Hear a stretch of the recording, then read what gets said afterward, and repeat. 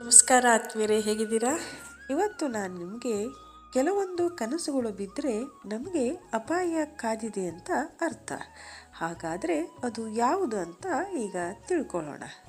ವ್ಯಕ್ತಿಯೊಬ್ಬರಿಗೆ ಕನಸುಗಳು ಬೀಳುವುದು ಆರೋಗ್ಯದ ದೃಷ್ಟಿಯಿಂದ ಬಹಳ ಒಳ್ಳೆಯದು.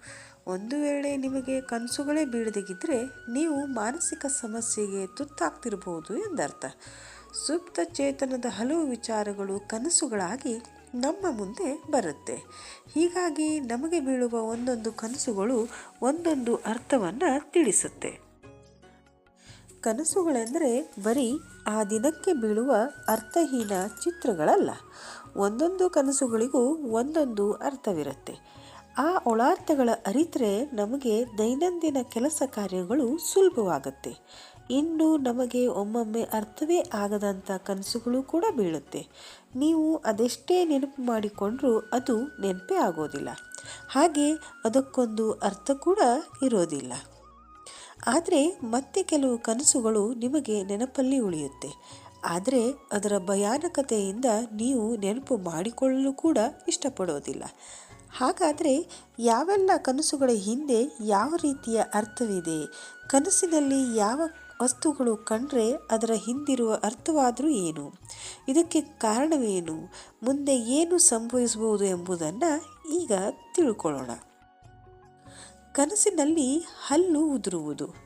ನೀವು ಕೆಲವೊಮ್ಮೆ ನಿದ್ರೆಯಲ್ಲಿ ನಿಮ್ಮ ಹಲ್ಲುಗಳನ್ನು ಕಳೆದುಕೊಳ್ಳುವಂಥ ಕನಸು ಕಂಡಿರಬಹುದು. ಆದರೆ ಈ ರೀತಿಯ ಕನಸುಗಳು ಏಕೆ ಬೀಳುತ್ತಿದೆ ಎಂಬುದು ನಿಮಗೆ ಅರ್ಥವಾಗಿರಲಿಕ್ಕಿಲ್ಲ. ಇದರ ಹಿಂದೆ ಒಂದು ಕಾರಣ ಕೂಡ ಇದೆ.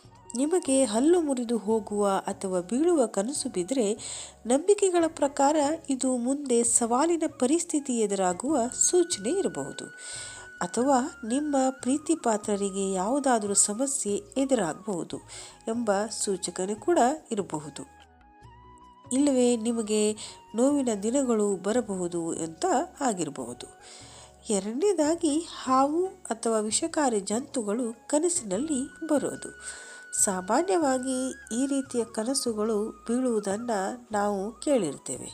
ನಿಮಗೆ ಇಲ್ಲವೇ ಮನೆಯಲ್ಲಿ ಯಾರಿಗಾದರೂ ಈ ರೀತಿಯ ಕನಸುಗಳು ಬಿದ್ದಿರುವುದು ನಿಮ್ಮ ಅರಿವಿಗೆ ಬಂದಿರಬಹುದು. ಕನಸಿನಲ್ಲಿ ಹಾವು ಕಾಣಿಸಿಕೊಳ್ಳುವುದು ಕೆಟ್ಟ ಶಕುನ ಎನ್ನಲಾಗತ್ತೆ. ಹಾವು ಓಡಿಸಿಕೊಂಡು ಬರೋದು ಇಲ್ಲವೇ ನಿಮ್ಮ ಮೇಲೆ ಹತ್ತಿದಂತಾಗೋದು ನಕಾರಾತ್ಮಕ ಶಕ್ತಿಗೆ ಕಾರಣವಾಗತ್ತೆ. ಇದು ಶತ್ರುಕಾಟದ ಸೂಚಕವೂ ಕೂಡ ಆಗಿರಬಹುದು. ಹಾಗೆ ಯಾವುದಾದರೂ ವಿಷಕಾರಿ ಜಂತು ಅಥವಾ ಹುಳುಗಳು ಕಡಿಯುವ ಕನಸು ಬಿದ್ದರೆ ಆರೋಗ್ಯದಲ್ಲಿ ಏರುಪೇರು, ನೋವು, ಅನಿರೀಕ್ಷಿತ ನಷ್ಟ ಎಂಬ ಸೂಚನೆ ಇರಬಹುದು.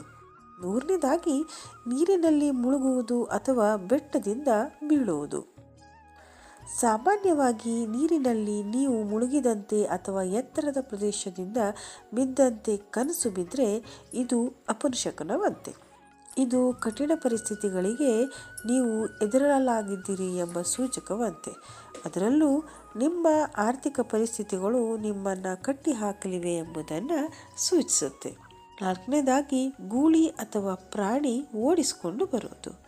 ನಿಮ್ಮ ಕನಸಿನ ಗೂಳಿ ಅಥವಾ ನಾಯಿಯಾಗಲಿ ಇಂತಹ ಪ್ರಾಣಿಗಳು ನಿಮ್ಮನ್ನು ಓಡಿಸಿಕೊಂಡು ಬಂದಂತೆ ಕನಸು ಬಿದ್ದರೆ ನಿಮಗೆ ವಿಶ್ರಾಂತಿಯ ಅಗತ್ಯತೆ ಇದೆ. ಹಾಗೆ ನೀವು ಬಹಳ ಕಾಲ ನೀವು ಅಂದುಕೊಂಡಿದ್ದ ಕೆಲಸವನ್ನು ಅರ್ಧದಲ್ಲಿಯೇ ಮರೆತಿದ್ದೀರಿ. ಹಾಗೆ ದೇವಾಲಯಗಳ ಭೇಟಿಯ ದಿನವನ್ನು ಮುಂದೂಡುತ್ತಿದ್ದೀರಿ ಎಂಬ ಸೂಚಕವಂತೆ. ಧನ್ಯವಾದಗಳು. ಈ ಮಾಹಿತಿ ನಿಮಗೆ ಇಷ್ಟ ಆಯಿತು ಅಂದರೆ ಈ ವಿಡಿಯೋಗೊಂದು ಲೈಕ್ ಮಾಡಿ, ಶೇರ್ ಮಾಡಿ, ಹಾಗೆ ಕಮೆಂಟ್ ಕೂಡ ಮಾಡಿ.